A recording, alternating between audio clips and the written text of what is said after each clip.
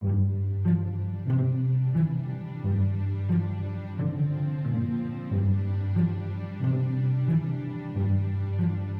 was living in a house in Laurel Canyon, and Russ Meyer came to visit with a friend, an old Army buddy.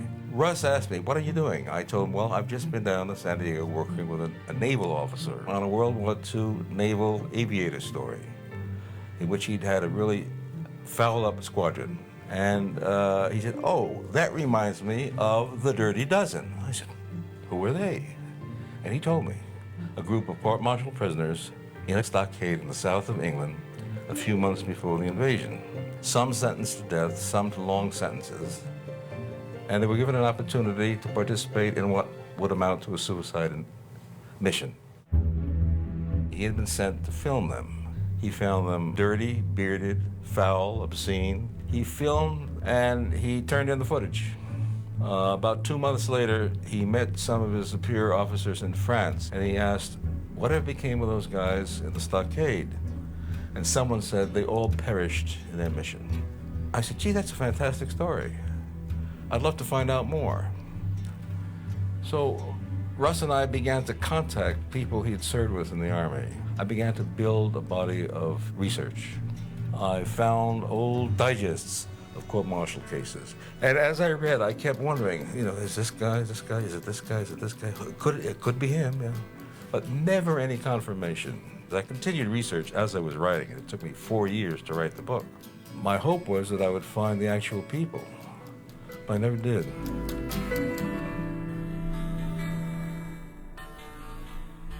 I've recently heard about the group called the Filthy 13, led by Jake McNeese. I was not familiar with that group, at least not by that name, nor did I know the name Jake McNeese.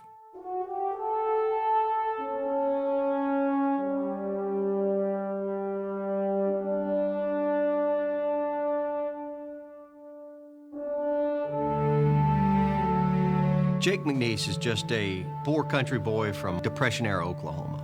Jake felt he needed to be a part of the war, and if he was going to be, he wanted to see the most action that he possibly could. So he volunteered for the Parachute Regiment. Jake volunteered and became a member of the 506th Airborne. They used to laugh and tell the story that they had a 3-week crash course for paratroopers, when they would take 1,000 men and examine them, and they'd separate the men from the boys. And the second week, they would separate the fools from the idiots. And the third week, they'd take those idiots and jump them 5 times and make paratroopers out of them. And it was considered a suicide unit, and they anticipated the loss of 50% on each mission. You know, when you go in an infantry unit or an artillery unit, you may be sitting there and they'll open up on you with artillery from 8 or 10 miles beyond your range, and there's no way to fight them. But in parachute units, when you jump in behind the lines, you're in the middle of them. You are pitted against a man, not an artillery unit or an air corps that you have no way to combat at all. That was the way that I wanted to fight. Jake was a troublemaker, all right? He joined the Army for one reason, to kill Germans, right, to fight. And he could not identify with Army discipline. He could not see what saluting officers, what picking up cigarette butts or standing formation had to do with training a man to fight. But Malcolm says, first time I ever seen McNeese, he's coming down the road with 2 MPs on him with a shotguns on his behind, Who the heck's that guy? That's McNeese. So that's maybe the first introduction to this character. I went in just to make a contribution, if I could, to the war effort. And I didn't go for all that close order drill and stand and retreat and all that. Fellas came back and said he was at a reunion, and one of the officers said, I don't believe that stuff in the book about not saluting and calling them by their first names and all. But we did. Our attitude was that we were there just to conduct warfare and not to use a bunch of military discipline and so forth. All the training that they had that was absolutely beneficial to me pursuing war, I engaged in it 100%, and I excelled in it. When you look all through American history, there's always a suspicion of the professional military, of discipline, of military regulations, and this feeling that the citizen soldier, based on his own inspiration, his own abilities, can overcome, can accomplish the mission, that he doesn't need a bunch of crease-pantsed West Pointers to tell him what to do. There are more books written by or about members of the 506 Parachute Infantry Regiment than any other airborne regiment in World War II. And there's a lot of really good regiments out there, like the 509th or the 504th, that have fought from North Africa, Sicily, Italy on. But what made the 506 unique is that experience they had at Toccoa. The 506, which was the first parachute infantry regiment that was ever trained as a regiment, and they called it Colonel Sink's Muscle College. And you trained as much as 12 to 14 hours a day, and most of it was physical training and conditioning. We had 25 and 30-mile field marches every night in wooded areas. We used to march 40 miles down to Clemson and take our target practice and fire different weapons and do our bayonet practices and that sort of thing. We'd stay down there 3 or 4 days and train, and then we would make a night march back 40 miles to our camp at Toccoa. We had a mountain outside the camp. They called it Mount Currahee. That's an Indian word which means we stand alone. And it was 3 miles up and back, 6 miles up and down together, and you had a change of elevation of 1,000 feet from the base to the top, where you finished your mileage on the upward climb. We used to run that every morning before breakfast. I've always had problems breathing. Even today, I only got 40 on one side and 60 on the other, but man, I was huffing and puffing getting up that mountain, I'll tell you that. But every day we ran the mountain, ran the obstacle course, and if you didn't make it, you're out. That's all there was to it, you know. For the amount of people that were assigned to the 506 and the amount of fellows that we dumped on the way, you know. We call them rejects, because many a time since that time, we wish we had those men, because they were good men. They just didn't make the grade. There were 6,000 of us that was trying to qualify for this thing. Out of the 6,000, there was only 1,500 of us that made it. When you weed out that many, what you're left with is a hardened group of men that could probably handle the experience of the horrors of combat a little bit better than say, even the Ranger battalions. For example, the Rangers, one of the most elite units of World War II. Very few of those guys will talk about their experience after the war. The 506, you can't get them to shut up about their experience. During our training in Toccoa, you know, running into Jake here and there and running the obstacle course and all. And eventually I went over to the 1st Battalion section, which was Jake's section. See. I was a demolition saboteur man.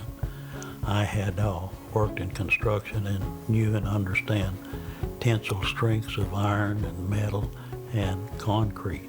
And so I went into it because we would be going to be used to blow up bridges, buildings, and railroads, and engines. We were demolition and all, and they want no parts of us guys. Sometimes you're walking down the street and they see there's those idiots, they could cross the street and go down the other side. They didn't know when we were going to yell. Or you go into a place and just for devil yell, fire in the hole. Man, those guys are under the tables and everything, you know. They didn't know if we were going to set up a charge or not. They marched along the road and throw me a stick of dynamite. And those guys would all duck, you know. We blew tops of trees off them and everything else, you know. And that's when Joe Oborowski got killed. And a week later, I got blown up. But being an Irish, it just bounced off, you know.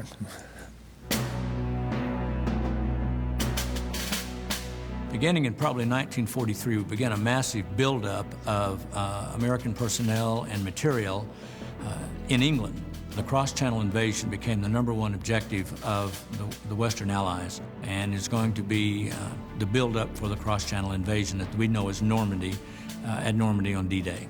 The Americans and the British couldn't set about defeating the Germans unless they got onto those beaches of Normandy. It was the beginning of the Western War in Europe. When they got to England, the demolition section that Jake belonged to had their own Quonset hut. Because the officers reside in their own quarters, you just have the 13 enlisted men in the Quonset hut. They were undisciplined. They didn't like cleaning the barracks. We were only permitted to take one bath a week, a cold shower. And so we never ever went to the shower. You'd spend 2 or 3 hours waiting your turn to get in it.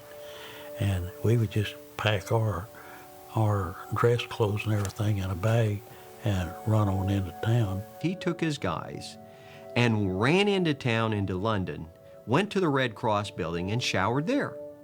And so the Red Cross people, you were used to seeing these filthy paratroopers. I mean, keep in mind they were sleeping on these mattresses that were made of corn shucks that Jake was said you could slap it with your hand and this black dust would come out. So imagine how filthy these guys looked. I'm sure that one of the local workers in the Red Cross building asked why these guys were so filthy, and someone made up the story, well, we have sworn not to take a bath until we jump into Normandy, kill the Germans. The Red Cross workers saw these filthy paratroopers coming in and didn't recognize these clean paratroopers going out.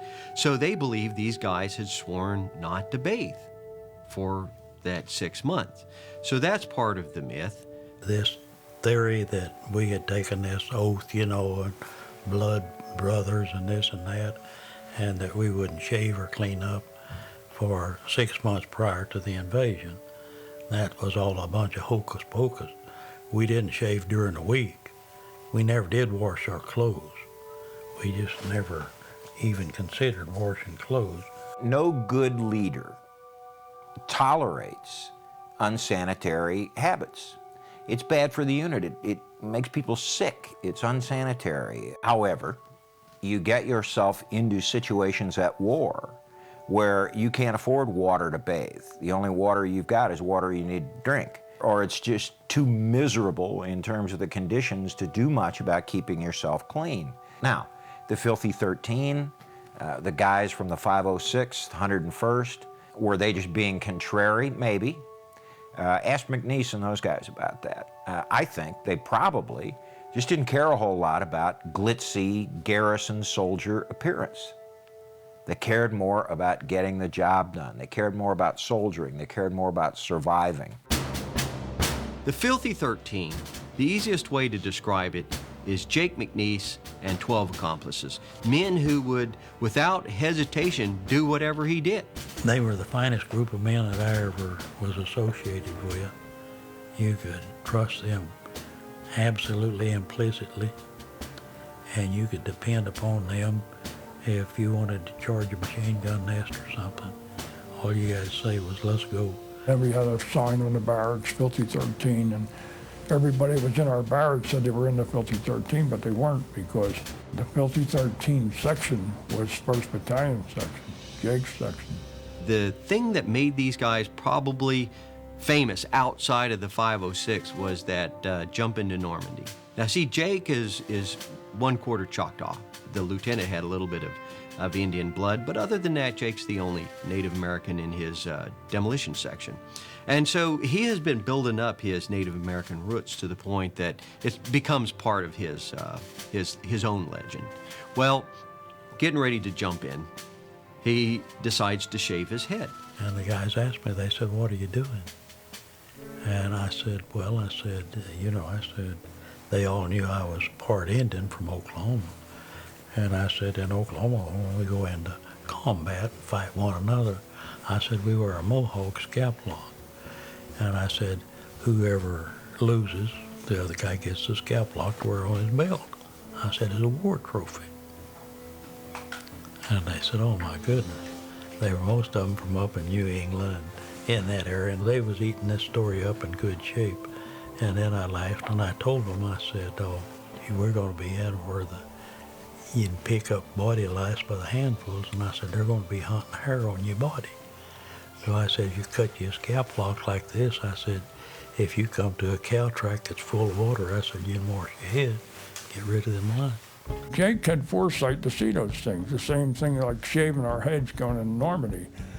They said, a pack of idiots. But Jake had enough foresight to realize that reading about First World War. Well, these guys got lice and everything in their hair, you know. So just before we started to jump into Normandy, they decided that they would paint visible insignia on all of our aircraft to avoid friendly ground fire. He went over to the plane where they had those black and white invasion stripes freshly painted on there, took his finger, wiped off the black and white paint, and drew circles and lines across his face. I just took this paint off of the planes, it's still wet, and I camouflaged all their faces to reduce their visibility at night. He calls that camouflage, but it sure looks like war paint to me. And when the rest of the guys asked him why, and he came up with this silly excuse for why he did it, almost all of them copied him without hesitation, okay? That is what Jake McNeice was.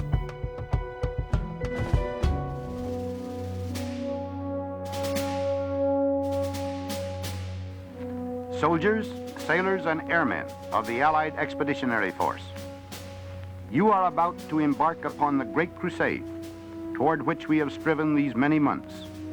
The eyes of the world are upon you. The hopes and prayers of liberty-loving people everywhere march with you. In company with our brave allies and brothers in arms on other fronts, you will bring about the destruction of the German war machine, the elimination of Nazi tyranny over the oppressed peoples of Europe, and security for ourselves in a free world. Your task will not be an easy one. Your enemy is well-trained, well-equipped, and battle-hardened. He will fight savagely. D-Day was an immensely complicated operation, perhaps the most complicated military operation ever undertaken. You know, you put 170,000 men into landing ships and take them across the channel and put them down on the beach and walk them in, or let them walk themselves inland. 3 complete divisions of parachute soldiers, let's say nearly 20,000 men on parachutes, dropping into enemy-held territory. 3,000 British and Americans were killed on D-Day. It was a fraction of the number expected. Of course, it was a huge casualty list and an awfully tragic day, but it was also enormously successful. The reason that it was successful was that, first of all, the men were very carefully selected. They were all volunteers. They'd been trained to a very, very high standard. They knew exactly what to do. As we were approaching our drop zone, the plane that was carrying my stick began to be hit very heavily with ground fire. We began to catch so much fire, and I became a little fearful that we were going to lose so much altitude, our chutes wouldn't open. I ordered the boys to bail out, and we bailed out about 8 miles from the bridges we were going to destroy.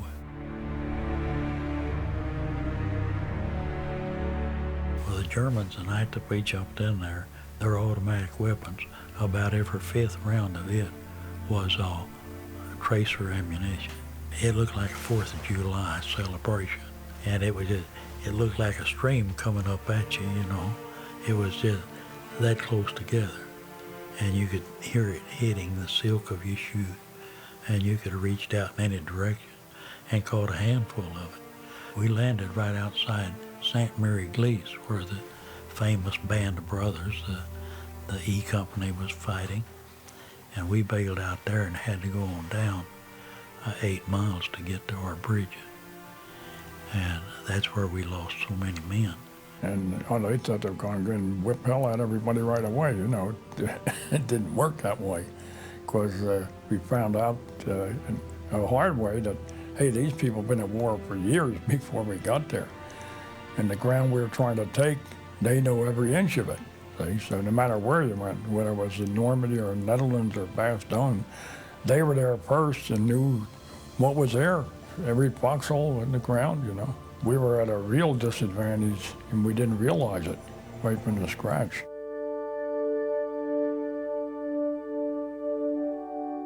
The Filthy 13 had a reputation from the beginning of the war on through, and a lot of the boys that came in wanted to be with the Filthy 13.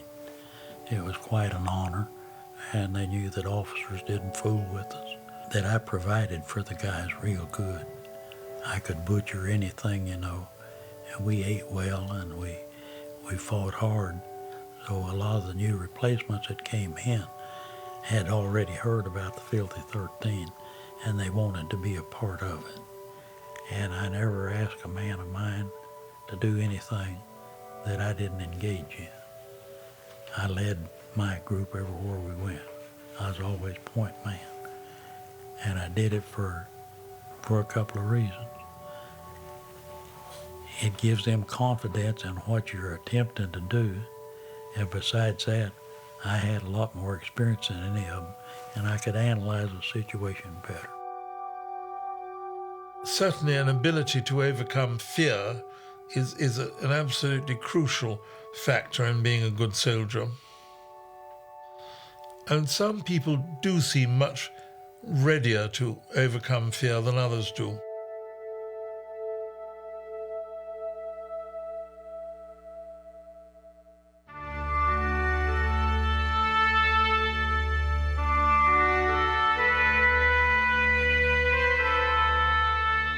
When we came back out of Holland, we had fought up there for 78 days behind enemy lines without any resupply or anything. When we returned out of that to Mormillon, France, they gave me a pass for 72 hours, which wasn't even an hour per day that I'd been behind lines. And they gave me this pass to the little city of Mormillon. And Mormillon City and Camp Mormillon were adjacent to one another. You could stand with one foot in the camp and the other in Mormillon. And it was a small town. It had about 10 cat shops in it and about 10 bars. And we had lost 70% in Holland, and they had moved in replacements, just young kids from the States. And they had never seen much of that foreign living yet. And so when I got my pass and stepped into the city of Mormillon, they were lined up. You couldn't even see the end of the line from every bar and every cat shop in Mormillon. So I told Frank Coe, the boy that was with me, I said, I'm going AWOL. I said, if you stood at the end of the line and took your turn, I said, you'd never get close enough in 72 hours to wink at a woman or drink a glass of beer. So I said, I'm gone. And I took off and went AWOL for quite a while and returned to camp and reported in, and they put me under arrest quarters until they could decide what to do with me. Shorty Milan, who was Colonel Sink's orderly, came in my barracks where I was under arrest and asked me how I'd like to go to England. And I said, go to England? I said, is that where they're going to hang me? And he said, Jake, he said, what they would like for you to do is to volunteer for parachute pathfinding duty. A pathfinder to this day, but beginning with the development of major airborne forces, the 101st Airborne Division, the 82nd Airborne Division, during World War II, was a specially trained paratrooper who could go in a very small unit ahead of a massive drop, like the kind you saw in Normandy with the 82nd and 101st on D-Day. They primarily would be called into play for tactical missions, which means they are in support of a military engagement. In other words, it's ground guidance for the airdrop, either whether it's glider troops or supplies or jumpers, you know. But that's ground guidance is what it amounts to. They were the leading elements of the parachute divisions, which dropped first. Usually at night, and clandestinely by parachute, jump into a zone and set up beacons, set up sometimes radio beacons, sometimes visual beacons, that pilots of oncoming aircraft could spot, and thus make sure that they dropped either their cargo or their personnel in the right spot. It was a pretty tough assignment, and they usually lost 80 to 90% of their personnel on each mission. And it was entirely voluntary. Because of the high rate of casualties, they could not assign a man to it. They had to ask for volunteers to come in. And of course, men was in a lot of trouble and so forth. If they did volunteer and go in, they dropped all charges that they had against them. Gene Brown, who has by that time become the company commander in Holland, asked Jake to volunteer for it. I told him to let me think it over and I'd give him a reply very shortly. And this was early in December, just before the Battle of the Bulge. And for all practical purposes, it looked to me like the war was over. It's just a matter of Hitler surrendering. And I thought they'll never use Pathfinders again. He thought he would probably be getting out of the rest of the war by going back to England and sleeping between clean sheets, eating good Air Force chow. They were stationed at Shawgrove, England, which was just 8 miles out of Oxford. And that had the biggest university in Europe in it. So there'd be more women and more whiskey there and less fighting than anywhere over there. And I thought that'd be a good place to go do a bunch of undergraduate study. Jake figured, hey man, I get over there and get back to London, I can do some hell raising, you know. So he decided he's going to go for this Pathfinder thing. And Gene Brown was smart, and the whole idea of talking Jake into going, because he knew if Jake went, all those other troublemakers would follow him out, which they did. Majewski was a guy that they also wanted to get killed. And they said, what about Majewski? Will he go with you? And I said, I'm not going to encourage Majewski to volunteer for this. I said, y'all talk to him. So they talked to Majewski, and then Majewski came over, and I'm packing my bags and everything. He said, what are you doing? And I said, I'm leaving in the morning. I'm going to England, pathfinding service. And he said, well, you're crazy. He said, that's 90% chance of getting your ass killed. And I said, Max, I don't think they'll ever use them again. And I said, good location, everything there. Women and whiskey and no fighting. I said, I'm not trying to be a hero. I said, I think this is the coward's way out. And he said, you may have this figured out right. He said, I think I'll go with you. So he went down, volunteered, and then Jack Agnew heard about it. And Jack had made 2 jumps with me already. And he said, if McNeese is going, I'm going too. So he volunteered, and before the night was over, there were 5 demolition men and 1 officer that decided they'd go with me. Lieutenant Schrabel Williams came in asking why half the original members of his platoon that had survived Holland were volunteering for Pathfinder duty. When Jake explained it to him, Schrabel Williams himself volunteered to go into Pathfinder duty because they all thought that would be neat ideas, sitting out the rest of the war in England. Well, they weren't over there 2 weeks before they received a call from the 101st to come in and bail them out. The 101st had got caught at Bastogne. The battling bastards of Bastogne, the 101st Airborne Division, were trapped in that area. Winter, bad weather, snow, no flying weather, no way to break through. Germans surrounding them and pinching. They had to hold out in Bastogne. It was desperate because Bastogne was strategically, tactically vital. Was an area in which 7 roads leading all throughout that area met. Control that area, and you control all of those roads. And the longer they could hold Bastogne, the better opportunity they had to defeat the Battle of the Bulge, because Germany couldn't supply anything that was beyond that city, because we were controlling the main artery of highways and railroads. So the 101st Airborne Division was grabbed and said, you will hold this at all cost. Unfortunately, they were out of beans, bullets, and bandages. They were down to a few rounds for each individual rifle. They were desperate for resupply, but the only way to get resupply in was by air. And so, Pathfinders from Headquarters Company, the 506th, McNeese among them, got sort of volunteered from their base where they were undergoing Pathfinder instruction in England, put aboard C-47s and dropped into that Bastogne area with their special beacon equipment. you know, on the 22nd, when the encirclement was closed in Bastogne, completely surrounded, we were in the air in England with one airplane. And the mission was aborted, and I said, what the hell are we going back for, you know? We could tell by the time that we were in the air that we had missed Bastogne and was on beyond it, about 35, 40 miles. So we wheeled around and headed back to Shaw Grove. We sat down and went in the war room to discuss it and see what we could do, next best opportunity. And I suggested that we take 2 sticks of Pathfinders in on the 23rd, the next morning. They decided, hey, we better take 2 planes. One of us gets shot down, we have another plane there, see.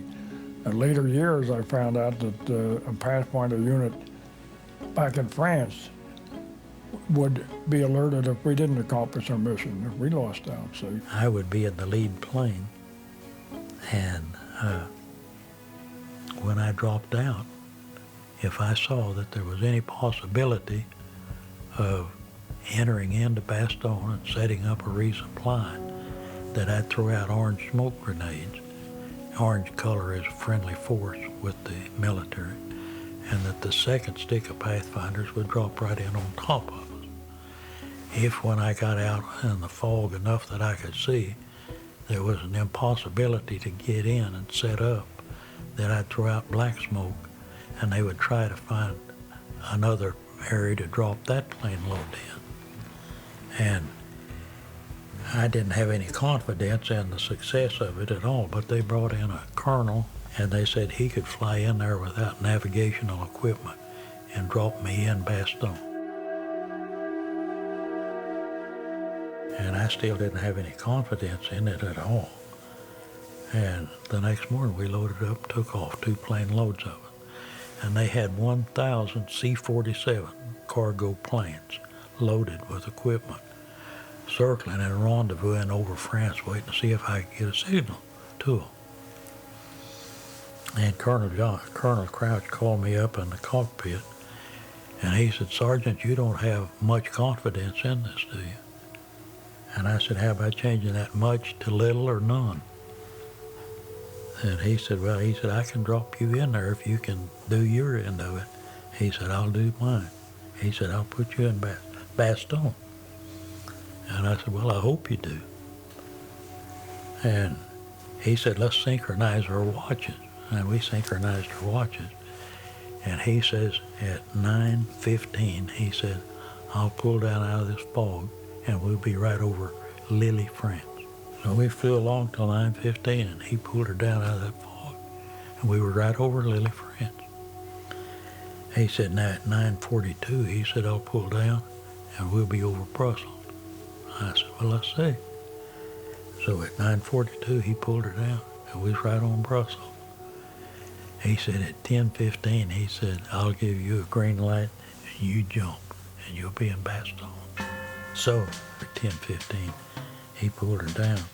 And when I got in the air where I could see, well, I saw that we was dropping right between the 2 front lines, the Germans and the paratroopers. So of course I threw out all the orange smoke I had, and they dropped the other 10 right on top of it. And there was a big graveyard right on the edge of town. Had these huge stones in it like most of the Catholics use. And I started slipping my chute and guiding toward that stone. We were dropping in front of C Company, and the minute they saw us, and the Germans were trying to knock us out of there, they opened up with everything they had to button up the crowd. And we got on the ground and got in that graveyard and worked on into Bastogne. And in 30 minutes, we had our CRN4 sets and our lights and our panels out, and had contact with the planes, 1,000 of them that was over France, circling to see if we could see them. And in about 45 minutes, the first planes arrived and dropped all this equipment in on us.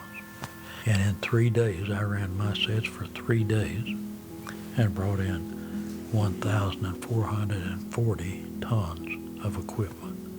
Ammunition, medicine, food, everything we need to fight with. The resupply drops came in. They picked up the Pathfinder's beacon and were able to drop supplies, ammunition, replacements, medical personnel into the beleaguered 101st Airborne Division, and kept them alive and in the fight until Patton finally broke that encirclement, and the Germans overextended and shot their wad in the Ardennes offensive. And what history tends to overlook is that these airborne resupply drops didn't come in because the clouds miraculously parted. You know, that allowed the planes to fly, but no one really knew where the German lines ended and the American lines began. 5 of the Filthy 13 were part of that crew that, I'm going to say, saved Bastogne, because we went in there on the 23rd. Patton didn't get there to the 26th. So Patton didn't save Bastogne. Our guys were shooting back, chasing the crowds before we even got there. That is rated as the most successful and important combat mission of all military history of the United States. And the 101st Airborne was awarded the Presidential Unit Citation for a division, the only time that it had ever been issued up to then, and it's never been issued again. It was a complete success. They recommended that the Pathfinders be awarded the Silver Star for their participation in it. This Colonel Crouch got a Silver Star out of it. And they recommended that each one of us Pathfinders be awarded the Silver Star. And Colonel Sink, of course, got to have his approval. He said, hell no. He said, just give them another Bronze Star. He said that's what we expect out of our people. So I got 2 Bronze Stars in the Battle of the Bulge.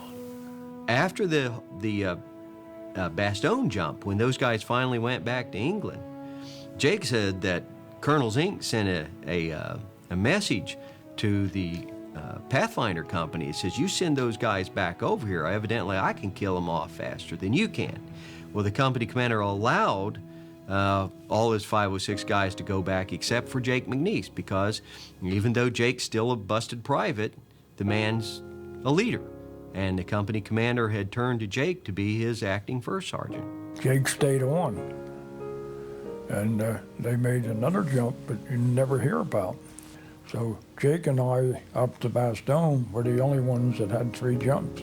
And some of the 82nd may have had 3 because they've jumped in Africa and Sicily and Italy and the Netherlands, you know. But there's only 2 of us that lived through 4. The average lifetime of combat paratroopers was just 1.5 jump. We had some replacements come in at the last of the war, and one of them asked me, he said, McNeese, he said, have you ever figured out how you made 4 jumps, lived through? I said, yeah, I think I know. I said, I was the biggest goof off the Army ever saw. And I said, at that time, I said, the Lord only had 2 places he'd put people, heaven or hell. And I said, he didn't want me in either one of them, afraid I'd mess it up.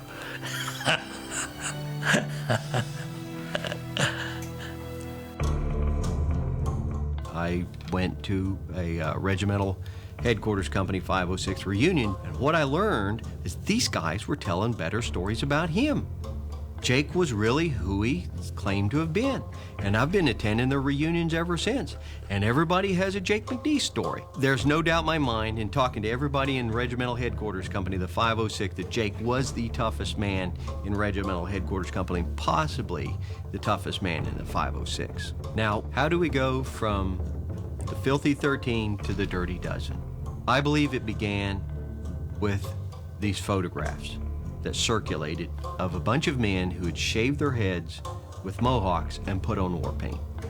To this day, people who see those photos would love to know who they are. And there's been kind of a mystery behind it, right? And it actually wasn't stills. There was a cameraman, a motion picture cameraman, who was walking along as the 101st was loading up on the airplanes and caught these guys on film.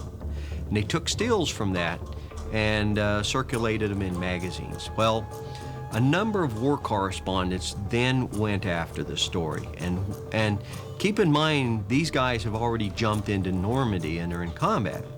And the journalists are just following this trail of myth and rumors.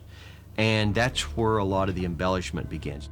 I think this one reporter was able to capture a number of these guys after they came back from Normandy and interview them.